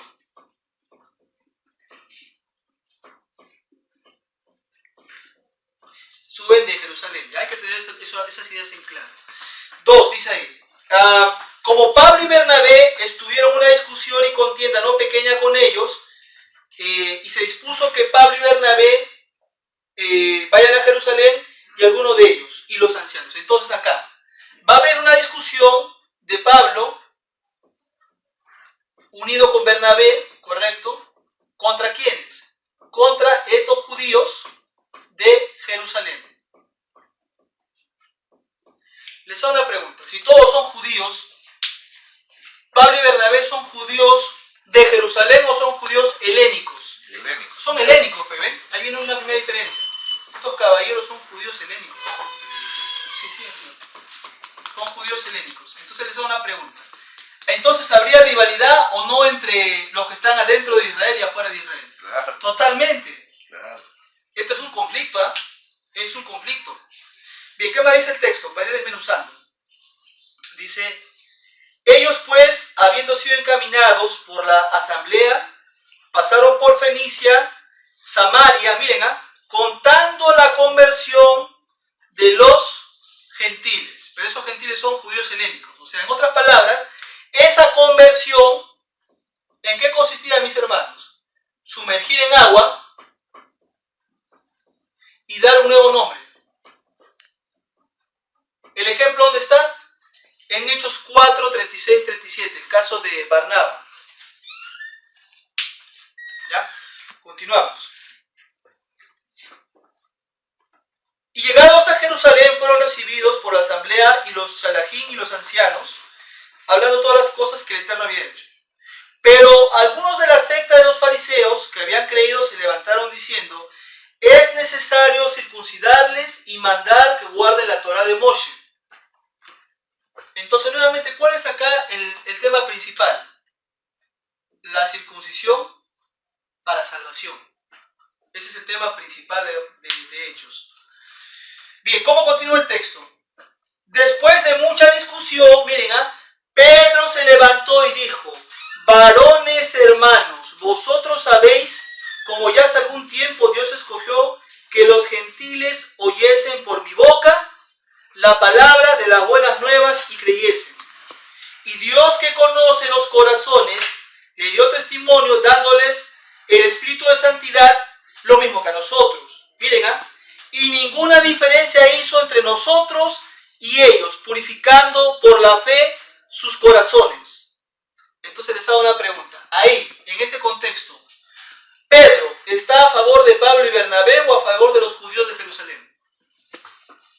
¿Pedro está a favor de los judíos helénicos o de los judíos de Jerusalén en eso que acaban de leer? De Jerusalén. Del jalado, lea bien, de los judíos helénicos. O sea, en otras palabras, acá pueden decir, Pedro está a favor de los gentiles. Miren, por eso hay que leer con cuidado. Acá Lucas está pintando que Pedro está a favor de quién? Dios. De los gentiles. Está abogando, Claro. dando pruebas. Ahora vamos a entrar con Gálatas para ver dónde está la contradicción. Entonces, ahí aparentemente vemos un Pedro a favor de los judíos helénicos. Ahí nos pinta así Lucas, el texto. Dice ahí, 10. Ahora pues, ¿por qué tentáis a Hashem poniendo sobre la cerviz de los discípulos un yugo que ni nuestros padres y nosotros hemos podido llevar? Ya. El resto del capítulo lo leen ustedes. Ahora me interesa analizar Gálatas. Y recuerden, Hechos lo escribe Lucas. Y Gálatas lo escribe Pablo, Shaul. Entonces vamos a ver por la boca de Pablo si lo que ha hecho Lucas es verdad. Gálatas capítulo 2. Vamos a Gálatas 2. Verso. Ahorita vamos a ir, hermano. Denme un minutito ahí. Todos, por favor, vámonos a Gálatas capítulo 2. Y es necesario estudiar si es que siempre fueron unidos o si es que ya había diferencias. Y esa diferencia más adelante van a reventar en la división de la sinagoga y la iglesia. La separación entre Jerusalén y la diáspora. Ya. Vamos a comenzar desde Gálatas 1 hasta la número 16, ¿ya? Vamos leyendo y vamos anotando los temas principales en Gálatas. Dice así. Después de pasados 14 años, yo, Pablo, subí otra vez a Jerusalén con Bernabé, llevado también conmigo a Tito. O sea, acá está Pablo, Shaul, ¿quién más? Barnaba y Tito. Miren, acá ya tenemos una primera diferencia. En Hechos solamente son Pablo y Bernabé. En Gálatas no, son Pablo, Bernabé, Tito. Tres son tres ahí, primera diferencia. Dice ahí, pero subí según una revelación y para no correr o haber corrido en vano, expuse en privado a los que tenían cierta reputación en la Besorá que anuncio yo ¿a quién? A los gentiles. Entonces Pablo, cuando habla de gentiles, está hablando de los judíos helénicos.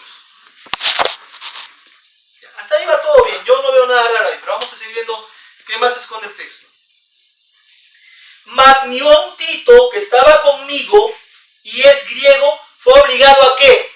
A circuncidarse. Y si me dice que Tito es un griego, les hago una pregunta, ¿Tito es un judío helénico o no? Helénico. Claro, es un judío helénico. De descendencia. Claro, pero aún así no se le obligó a la Brit Milá, a la circuncisión. Así como a judíos sefarditas acá en Perú. Claro. Miren, hasta ahí va algo bien interesante. O sea, acá refuerza la idea de acá. Que acá no le da mucha énfasis a la circuncisión, acá tampoco. Pero vamos viendo. ¿Qué va ese texto? 4. Y esto a pesar de los falsos hermanos introducidos a escondidas que entraban para espiar nuestra libertad que tenemos en el Rabino Yeshua para reducirnos a esclavitud. Para Pablo, ¿quiénes son estos falsos hermanos? A ver, pensemos.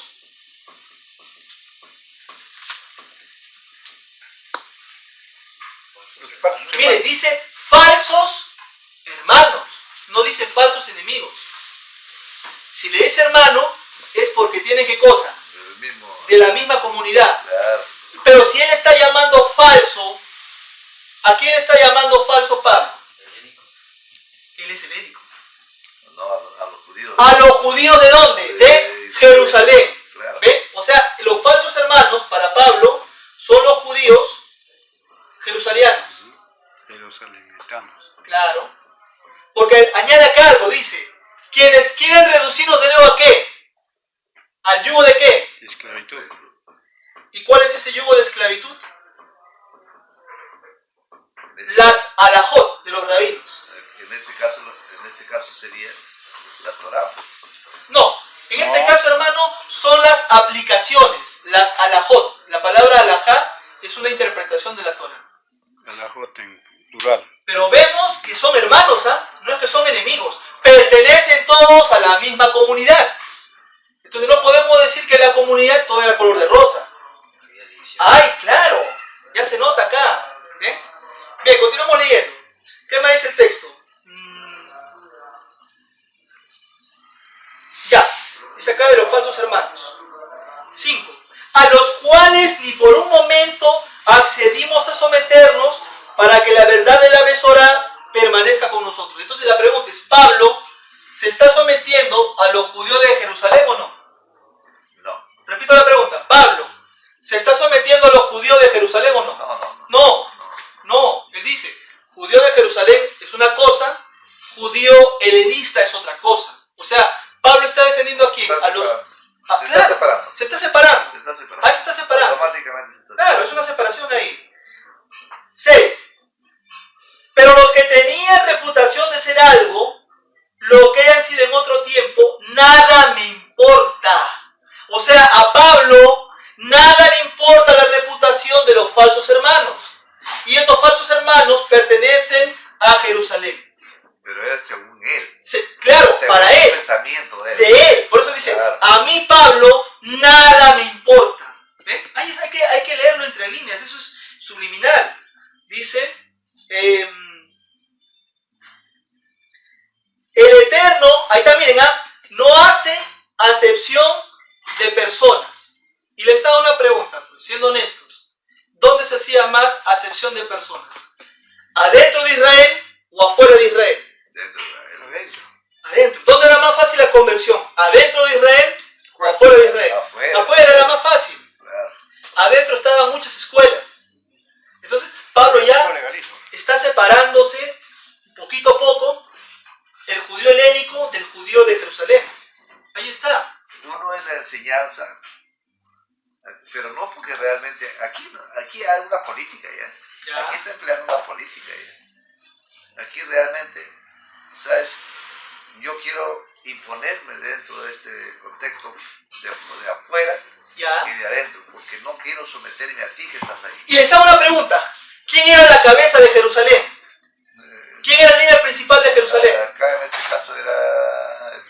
Dentro de la comunidad había uno que era hermano del maestro. ¿Ah? Juan, pues. Pedro no era papá. Juan. ¿Quién estaba por encima de Pedro? A quien Pedro le tenía miedo. Juan. ¿Quién es hermano del maestro y discípulo y al mismo tiempo discípulo de él? Jacob, entonces. Santiago y Jacob. O sea que en Hechos 15 estos hermanos que suben de Jerusalén son discípulos de quién? De Jacobo, de Santiago. Entonces hay un problema de liderazgo entre el liderazgo de Jerusalén con el liderazgo de fuera de Jerusalén. Pablo representa a esos judíos de fuera de Jerusalén que con Pablo tienen una visión. Pero los judíos de dentro de Israel con Jacobo, Santiago, tienen otra visión. Acá, Una lucha entre los dos líderes. es que acá uno recibió la enseñanza del rabino de Yeshua, ¿Ya? mientras que el otro interpretó a su manera. Entonces, Ahí está. Interpretó la Torá a su manera. a otra manera de él. Claro, a Claro. la manera de él. En otras palabras, no podemos nosotros decir, mis hermanos, que la separación surgió con Constantino. Ese es falso, ¿eh? Ya había acá unos indicios de una ruptura que ya se iba a dar en el tiempo. Acá está el germen de la ruptura futura. ¿Qué me dice el texto? Dice así, 7. Miren, antes por el contrario, como vieron que me había sido encomendada la Besorá de la circuncisión, ¿como quién? Como a Pedro, ¿el de qué? El de la circuncisión. Y si Pedro es de la circuncisión, les pregunto, ¿Pedro pertenecerá a los judíos salamitanos? Quiero solamente. Acá. Judíos. Entonces les hago una pregunta. ¿Y si Pedro va a estar a favor de los judíos de Jerusalén, Pedro estará a favor de que se les haga la circuncisión o no? Claro. ¿Y por qué Lucas me dice que está a favor de los gentiles? Acá algo no cuadra. ¿Se dan cuenta la contradicción, no? Por eso quiero llegar. Vamos a dar con pinzas. Por eso que hay distintas clases de mesiánicos ahora mismo. Claro. Ahora miren, sigamos leyendo. Miren, dice acá. 8. Pues el que actuó en Pedro para ser un enviado de la circuncisión, miren, actuó también en quién. En mí. En mí. ¿Para quién? Para los gentiles. ¿Qué significa? Así como Pedro va a los judíos de Jerusalén, yo, Pablo, he sido comisionado para los judíos fuera de Israel. En otras palabras, mi liderazgo es menos que de Pablo, de Pedro o igual que de Pedro. Igual. Estamos igual. Está la... Estamos igual. Él no tiene por qué ser mayor a mí. Entonces, ¿qué está haciendo Pablo? Está reclamando una igualdad en el liderazgo. Está escondido ahí. Está escondido ahí, hay que leerlo entre líneas. ¿Qué más dice el texto? 9.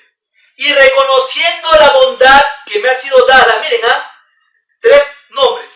Jacobo, Cefas y Johanán. Entonces, ¿quiénes son la columna de Jerusalén? ¿Quiénes son los 3 principales de Jerusalén? Jacobo, Pedro y Juan. Claro, pero y entre ellos 3, ¿quién es la cabeza de Jerusalén? Santiago. Jacobo. Eso está en Hechos 15 también.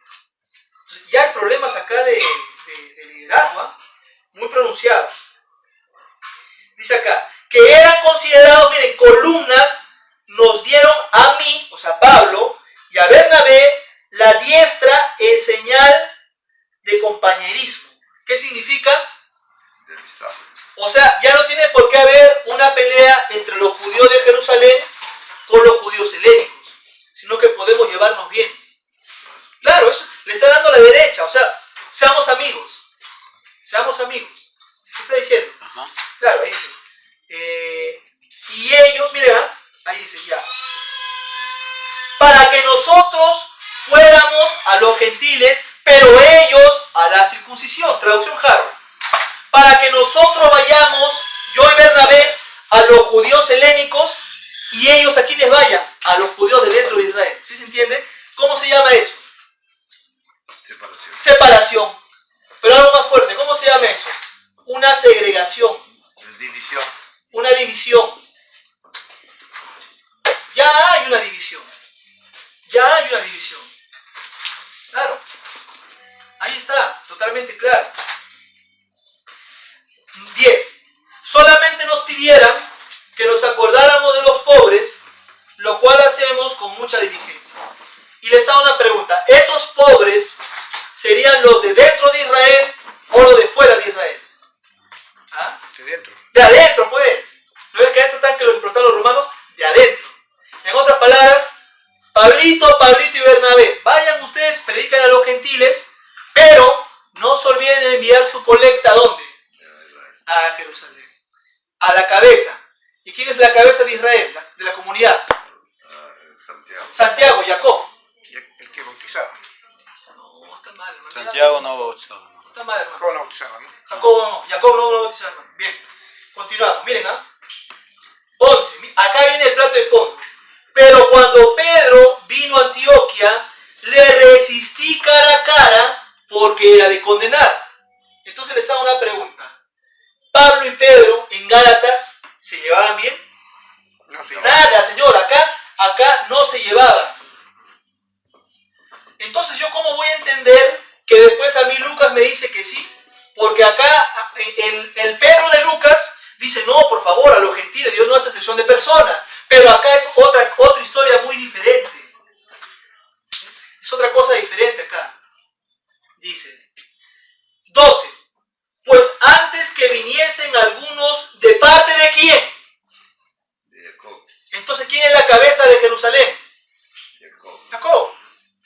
Comía con los gentiles, pero después que vinieron, se retraía y se apartaba porque tenía miedo a quiénes.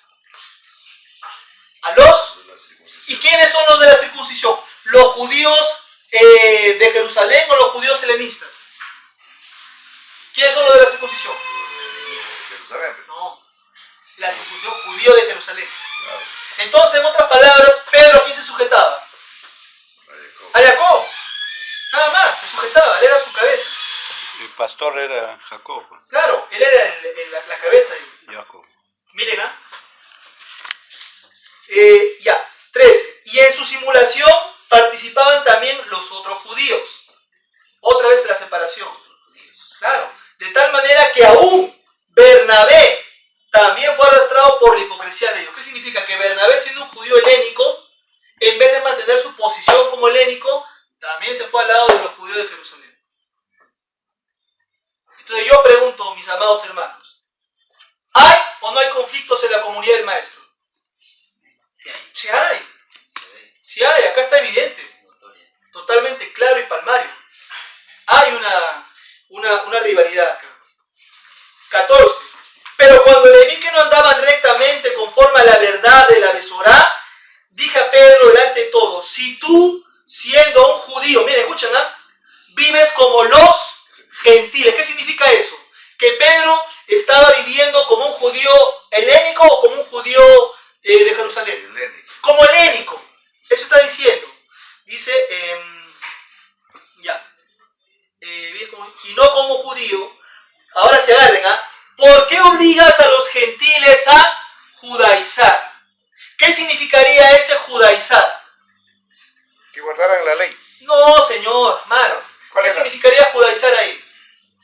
¿Por qué les obligas a los gentiles, a los judíos helénicos, a vivir como los judíos de adentro de Jerusalén? No, lo que pasa es que aquí ya Pedro le está diciendo, hay que la circuncisión, hay que circuncidar. Exactamente, Pedro ya estaba introduciendo ¿qué cosa? La circuncisión. La circuncisión. Claro, Y eso no le gustó a Pablo. claro. ¿Ven? ¿Se dan cuenta cuál es acá el problema?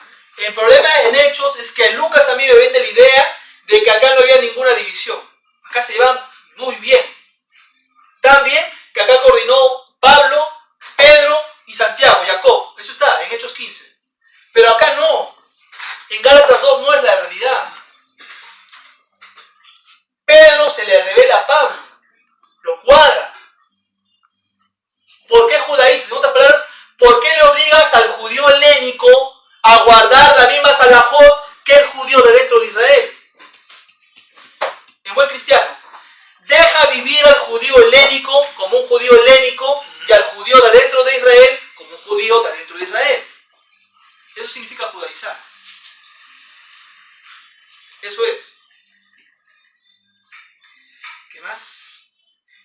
Y con esto cierro. Nosotros, judíos de nacimiento y no pecadores entre los gentiles, sabemos que el hombre no es justificado por las obras. Entonces, ¿esas obras es la Torah?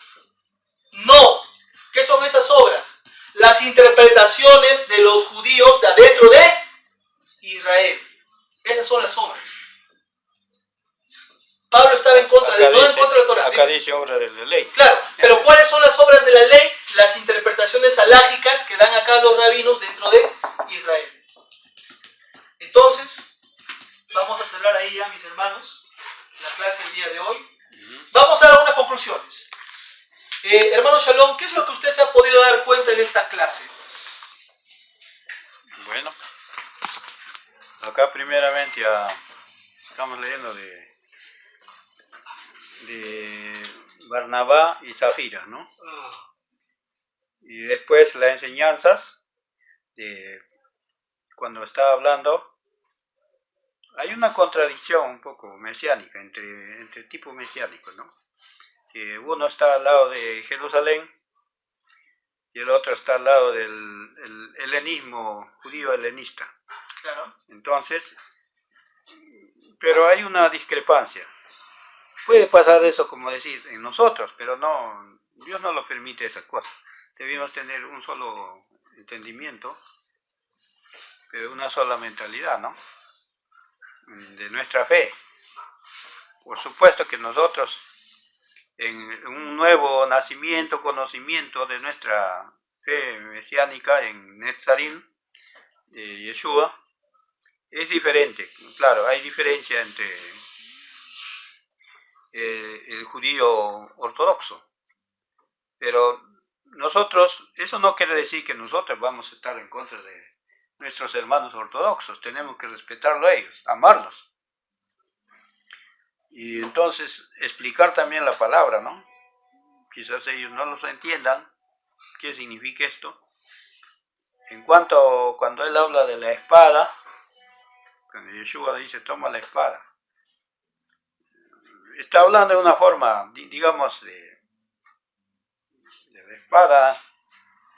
No que él se pone un guerrero que va a armar a Jerusalén, va a preparar a los judíos para hacer la guerra a los romanos. No era esa la finalidad de Yeshua. El Malhut era, Yeshua era pacífico, ¿eh? como buen Mesías, Netzarita. Entonces estamos encontrando las buenas intenciones de Yeshua.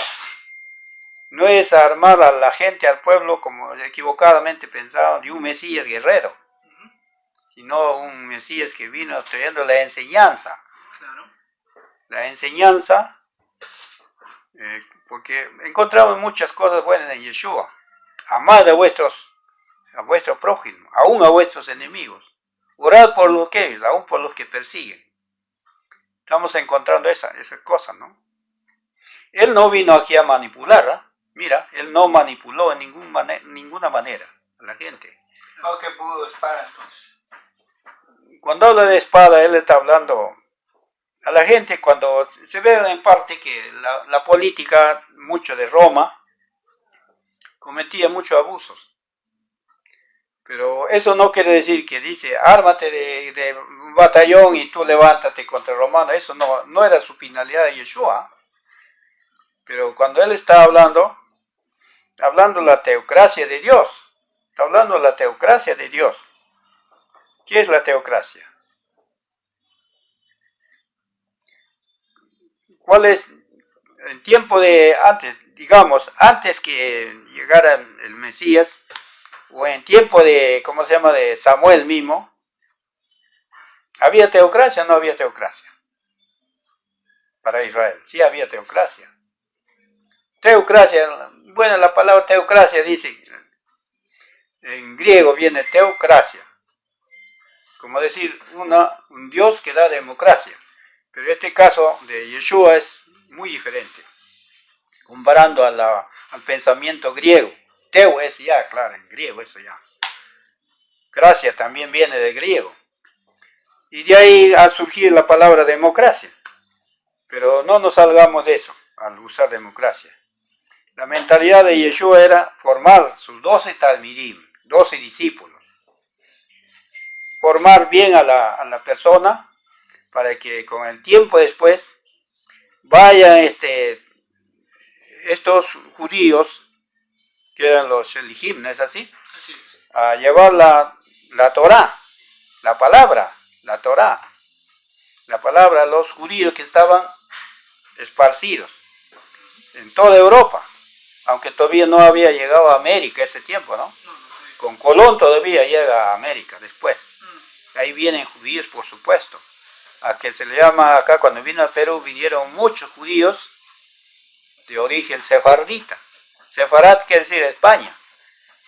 Judíos que hablaban español, portugués, otros ya italiano, ya francés también, ¿no? Pero ya estamos encontrando ahí. Eso sería ya de larga explicación, por supuesto. Ahora breve, nomás por el tiempo, ¿no? Claro, hermano. Que estamos diciendo. Bueno, hasta ahí nomás. Ya. Hermano Juan Alfonso, ¿qué puede usted aportar en esta temática de saber que no todo ha sido color de rosa? Todo el mundo pinta que esto ha sido color de rosa, ¿no? No ha sido color de rosa esto. Acá. Conflictivo, ¿no? Así, y por eso hasta el día de hoy queda eso. Y hay Por eso hay judíos. tanta religión, tantas sectas. Hay sectas. De Eso acá me vemos, confuso, hermano, mira. en la primera parte de Bernaba, sabemos que era uno de la tribu de Leví, Claro. pero nacido Fuera. de Israel. O sea, prácticamente un hombre que no había regresado después de... Ahora, esa es la primera parte, pero también veamos que ahí él tenía propiedades. Ah, claro. Y que vendió esto. De ahí viene el caso de Zafira y Ananías y Zafira.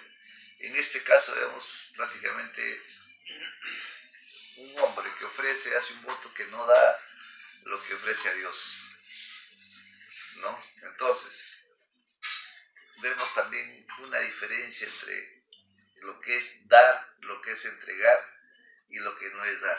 Claro. La diferencia entre Bernabé y, vamos a decir, y Zafira es que él dio. Claro. En el otro caso, por ejemplo, en el otro caso donde habla, por ejemplo, Hechos 15, ahí encontramos, por ejemplo, que realmente el escritor escribe cosas como que las cosas están bien, todo marcha bien, todo es un orden. Lucas lo pinta así. Claro. Claro. Ahora, cuando vamos a Gálatas, vemos realmente que las cosas son diferencias. Una diferencia, yo quiero ser líder de esta zona y ustedes no tienen por qué mandar en esta zona. Excelente. Yo soy el único capaz de poder llegar a este pueblo porque yo soy helénico. Exacto. Y por lo tanto, ustedes no tienen acá la capacidad de hacerlo.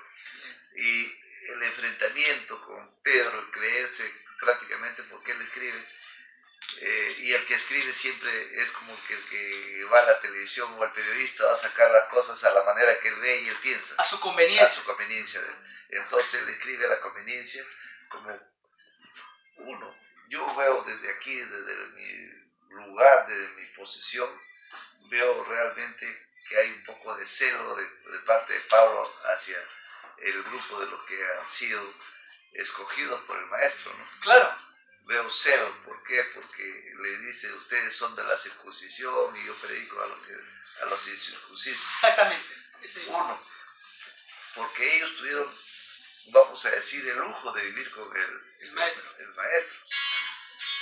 Tuvieron ese, ¿no? Y aprender de él. Mientras que él no, él fue, por ejemplo, se hace después, ya cuando el maestro había ascendido ya. O sea que una cosa es diferente, ¿no? Claro. A vivir y aprender de él directo, a que después, ¿no?, llegue un mensaje. Por eso es que realmente... Pero acá también vemos una parte de lo que es compartir en comunismo, en comunidad. Claro. Mire, quizás muchas veces decimos, el comunismo ya está muerto para nosotros. Claro. Pero realmente desde ese punto de vista de la palabra de Dios, ¿el comunismo no está muerto? Yo no creo. Por eso acá voy a decir algo que realmente pienso, que el verdadero comunismo es cuando las fronteras de los países no existan. Claro. No existan. Que el compartir, por ejemplo, gente que se muere de hambre en África, quizás en Perú se muere de frío. O sea, en vez de invertir en armas, se invierta en comida, en vestido, en abrigo de esas personas. Claro. Entonces, pero para eso, ¿qué esperamos? La llegada de la transformación. Y aquí voy a hablar algo más también, porque realmente dice que 144,000 que no hayan doblado, y esos 144 que no hayan doblado rodilla, ¿a qué se debe? ¿Quiénes tienen que ver? Eso está en Apocalipsis, quizás me estoy adelantando un paso. No, pero continúe, está bien. Sí. Dice que, no, pero ¿qué enseñarán ellos? ¿Qué enseñarán? Ahí van a enseñar, ¿qué van a enseñar? Cábala. Y esos que enseñan Cábala van a enseñar a transformar el corazón del hombre en un corazón transformado, cambiado, lavado, purificado. Y de ahí el pueblo, todo el pueblo tiene que seguir para que no haya esa división de que yo quiero tener más que esto, que este otro, sin deseo, sino de dar, el amor de dar, el compartir por la enseñanza de quién, de la Torá y la Kabbalah. Claro. Eso es lo que podría... Muy bueno, hermano, muy bueno. De verdad, ese comentario que usted ha dado es bastante exquisito. Hermana Norma, un comentario que iba a aportar. Mi comentario es sobre Ananías y Zafira, ¿no? Cómo ellos mintieron a Dios y también recibieron su castigo. Claro. ¿No? Y también de lo que estaba diciendo antes del conflicto que había en el tema de la iglesia, de las congregaciones, que los que estaban divididos, ¿no? No había no tenían una unidad en ellos, No había unidad. ¿no? Y eso lo refleja hasta el día de hoy, porque hay tantas y distintas religiones, sectas, lo vemos hoy en día y eso está hasta ahora, Claro. ha quedado. Ha quedado la semilla de esa La división. mala, así es. Claro. Eso es todo lo que... Y hermano. Bien, yo voy a dar una puntualización.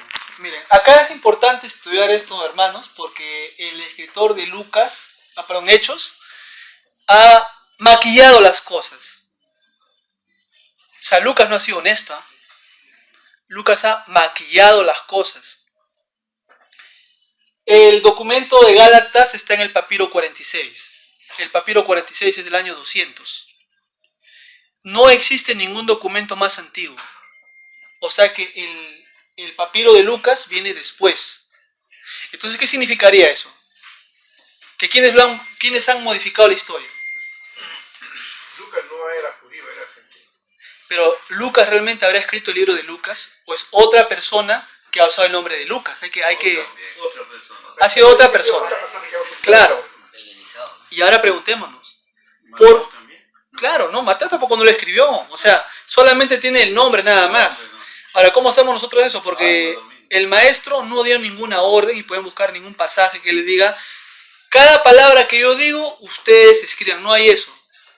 Entonces, ¿qué hacían los discípulos? Cuando iban y llevaban la Besorá, le transmitían el mensaje de Yeshua ¿cómo? Oral. Oral. O sea, era como una tradición oral. No había que tú todavía. No había. Y después del tiempo, recién esa enseñanza oral es que se va a plasmar en papiros, en pergaminos. Entonces, volviendo a Lucas, ¿por qué Lucas quiere tapar la verdad? O sea, ¿por qué Lucas quiere disimular el conflicto que ha habido? ¿Cuál es el propósito, la motivación del rollo de Lucas de esconder esta verdad? Parece que ha sido manipulado por la traducción de Lucas, por los romanos. Eso que usted dice se acerca mucho a la verdad. ¿Por qué? Porque cuando ya se establece la iglesia imperial a lo largo de todo el imperio romano, quiere hacer ver que hay una unidad, o sea que no pueden haber diferencias. Entonces el propósito, en el caso de Lucas, de esta parte, es mostrar una armonía. ¿Para qué? Para decir a la gente, señores, en la comunidad del maestro nunca hubo ningún problema, todo fue amor y paz. Falso, pues. Pablo desmiente a Lucas. No dice, como dijo el hermano Juan, yo voy a liderar a los judíos helénicos, Señor, y ustedes váyanse a los judíos de Jerusalén. O sea, hay una posición de pelea por el poder, el liderazgo entre los líderes, entre las cabezas. Celo también, claro. Entonces, ¿a qué nos lleva a pensar eso? Se quieren quitar La pregunta, hermano, el radar. la pregunta, ¿podría hacer una pregunta ahí? Sí, por supuesto, pregunte. Realmente, entre los hombres de Dios, entre comillas, puede haber ese celo, ese deseo de crecer. Debería de haber. No debería haber. No debería haber. No debería haber. Debería haber un comunismo en el sentido de que deberían ellos concordar. Pero ¿dónde está, hermano, el gran problema? En las obras de la ley. Una común unidad será. ¿Y cuáles son las obras de la ley? Las interpretaciones que se dan adentro de Jerusalén. Ese es el problema. Yeshua dijo, ustedes invalidan la palabra del Eterno, los mandamientos de Elohim, con sus tradiciones ¿de qué? De hombre. Entonces, ¿dónde está la raíz de todo el problema? No en la Torá la ha dado Dios. En las interpretaciones que las escuelas Shammai y Gilel le daban a la Torá. Y muchas interpretaciones el maestro decía no están bien, otro decía que sí estaba bien. Por eso Pablo resiste a Pedro, porque Pedro, como ha nacido dentro de Israel, había asimilado esa interpretación de los sabios. Pero Pablo no, pues Pablo está fuera de Jerusalén, nada tiene que ver en el asunto. Por eso él habla de yugo de esclavitud. Otra pregunta ahí. Ahí otra pregunta, porque realmente, mire, si Pablo Pablo fue un rabino, ¿no? Y mientras que el otro no era un pescador que aprendió del maestro. Entonces, ¿a quién le enseñaron las alajot y a quién no? Si Jesús era directo con la enseñanza. Claro, claro. Diríamos nosotros que ahí el privilegiado fue Pedro. Pero, Porque Pedro aprendió directamente la tradición del maestro. En cambio, Pablo viene ya mucho después. sí, pero él tenía la enseñanza ya de arraigado. Sí, pues. Entonces, ¿quién estaba incumpliendo con él? Ahí, ¿Ah? el que estaba más próximo era Pedro, pues. Claro, El que cumplía, Pedro. Pedro. Y el que estaba El que estaba... buscando hacer una reforma, vamos a decirles una pequeña revolución, es Pablo. Por eso cuando se da la ruptura, Policarpo de Esmirna le va a reclamar a Aniceto y le dice, ¿por qué no guardas en la fiesta de Pesaj en su verdadera época? Él dice, no, es que cuando Pablo vino, Pablo nos dijo a nosotros que puede ser en cualquier momento. O sea, lo que está diciendo ahí es que Pablo nos ha dado la libertad a los judíos helénicos de que haya, vamos a decir así, un relajo, mientras que los judíos de Jerusalén eran bien estrictos con el cumplimiento de las normas. Entonces ahí está la semilla de lo que va a ser la división de la iglesia y la sinagoga. O sea, estamos hablando de una iglesia relajada, Claro. no sometida, No sometida. No sometida. obediente Claro. a una congregación, a una quejilá obediente a la Torá y a lo que dice la Escritura. Porque Pablo, Rab Shaul, tenía que sujetarse a los talmidín, porque ellos habían recibido directamente la enseñanza oral del maestro. Pero Pablo, él como helénico, dijo, un momentito, ¿por qué? Pues está bien ellos para los judíos de Jerusalén, pero yo, Pablo, me identifico con los judíos de afuera de Jerusalén. O habrá sido lo contrario, hermano. ¿Sabes qué? Yo soy un rabino y tú vienes de ser un pobre pescador. Ay, ay, ay. Ay, ay, ay.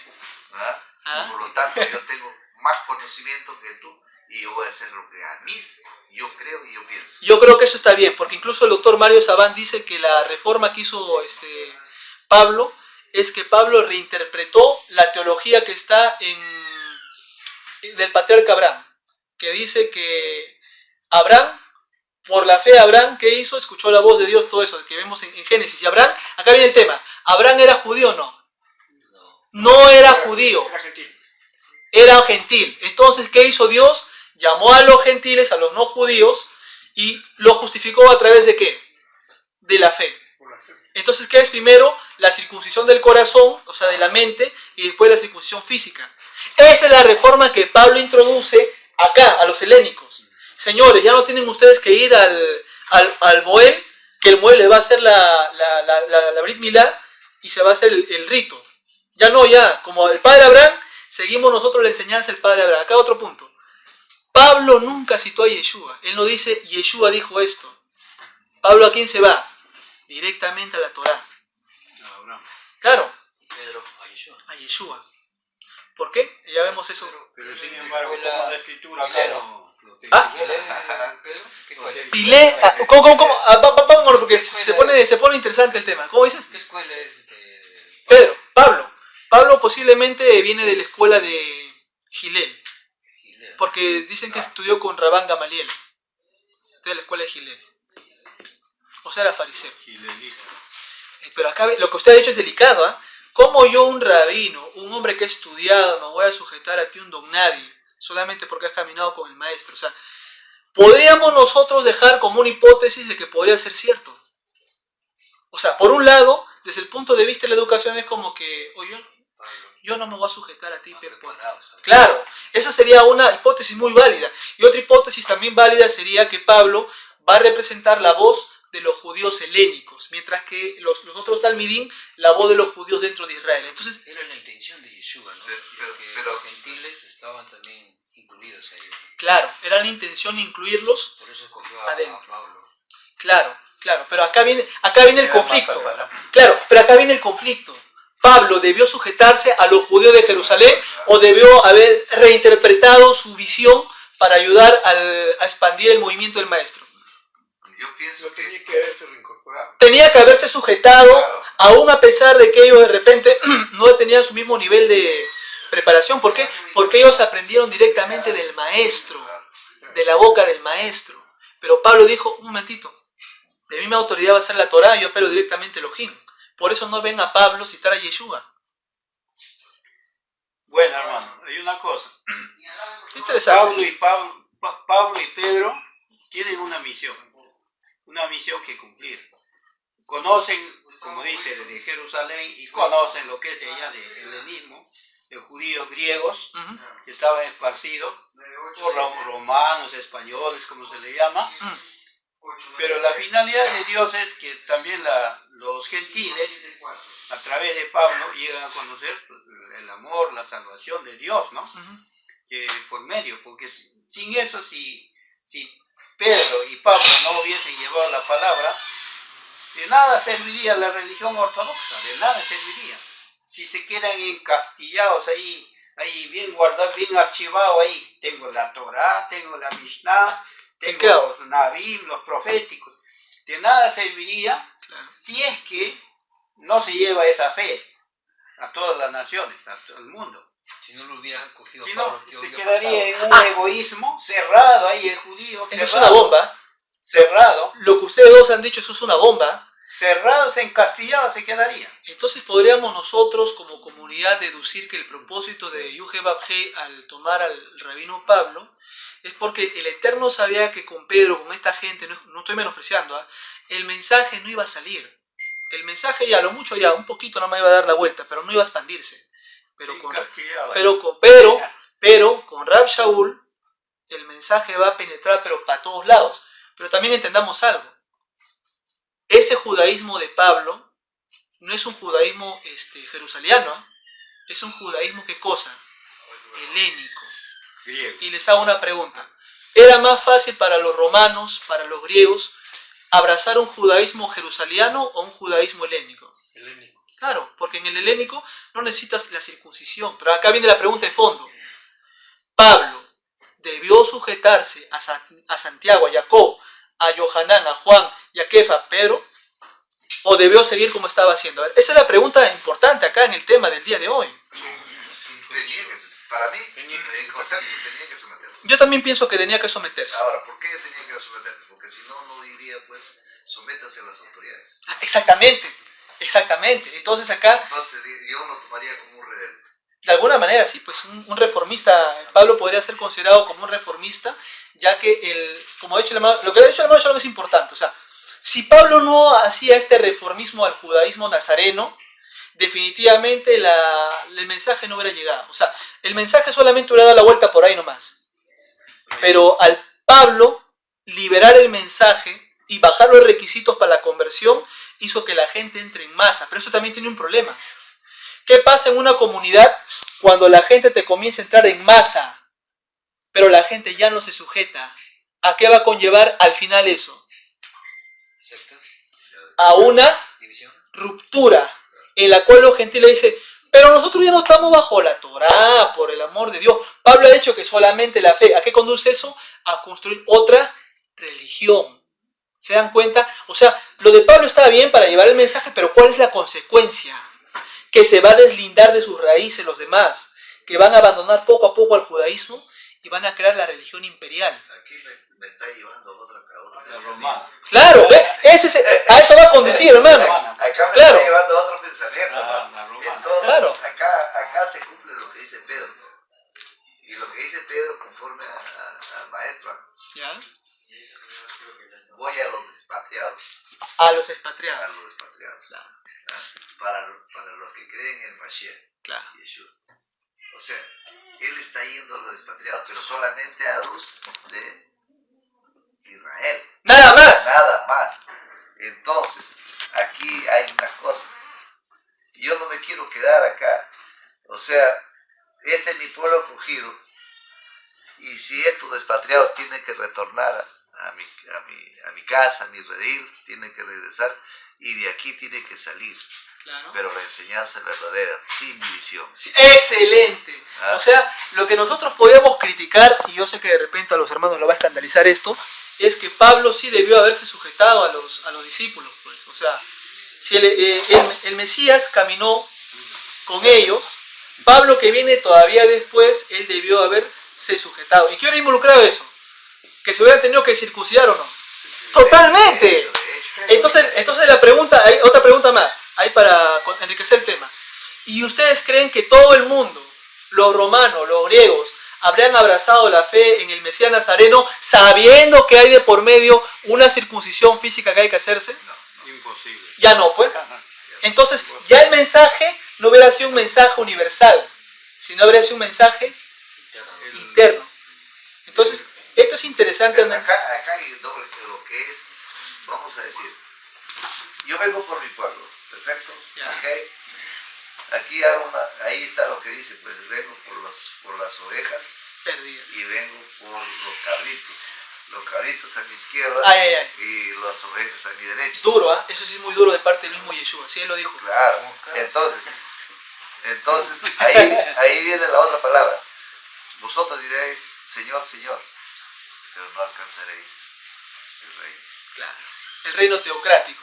Claro. Ahí está, Claro. ¿cuántos de nosotros estaremos, Señor, Señor?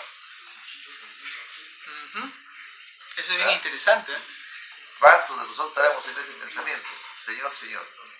Y a la final, Nunca los conocí. Mira, nos quedaríamos como solo religión y no hacemos nuestra parte, la voluntad del Señor. claro, Yo no, conozco. Tenemos que llevar entonces la fe, pues expandir nuestra fe, Claro. para que así el Señor le dé salvación a ellos. Entonces, ¿cómo hubiera sido la manera más correcta, por ejemplo, de que Pablo canalice el mensaje? Que primeramente los invite a los gentiles, poco a poco, y después que pasen por el proceso normal de conversión, en el cual va a involucrar la circuncisión, la brit milá. pero esto ya estaba visto desde el principio, porque para mí era un pueblo escogido. Claro. No había dos. No, solamente uno. Un único pueblo nada más. Un único pueblo que el resto tenían que hacerse ese pueblo. Excelente, así tenía que haber sido. Entonces, ahora ya no es así. Ahora es que ese pueblo ya está desligado, que ese pueblo crucificó al maestro y por lo tanto nosotros somos la iglesia. Y somos la iglesia, nosotros tenemos toda la autoridad. Así es, ese es Entonces, teología de reemplazo. Esa es la teología. Teología de que reemplazo. existe, ¿no? Y descarta prácticamente al pueblo escogido por Dios. Claro. Y han hecho un montón de creencias con nombres distintos, ¿no? Distinto nombre, pero no conforme a ciencia, como dice en parte de la palabra. Entonces, acá, hermano, esto es lo que nos va a mostrar, o sea, en el propósito de Dios ya se sabía que iba a haber una ruptura. Pero era necesario, porque sin la ruptura el mensaje no se expandía. Pero ¿cuál fue la consecuencia? De que ese mensaje que se ha expandido después fue convertido al catolicismo. El peligro de Pablo fue que Pablo no midió que lo que él estaba haciendo con el exceso de libertad iba a traer a consecuencia años después que se crea un monstruo llamado la iglesia. Por eso le llama las cartas paulinas, le llama. Claro. Y ahí viene. Pues. ¿Por qué cree usted que las iglesias estudian más a Pablo que la Torá? Más a Pablo. Claro, es la verdad. Porque ellos tienen una identificación más con Pablo. Entonces, bueno. Bueno, hermano. Claro. Entonces, bueno, vamos a cerrar acá la reunión. Está muy interesante, mis hermanos. Yo creo que hemos sacado Parece que ha sido una... ideas muy enriquecedoras y vamos a cerrar acá nuestra reunión.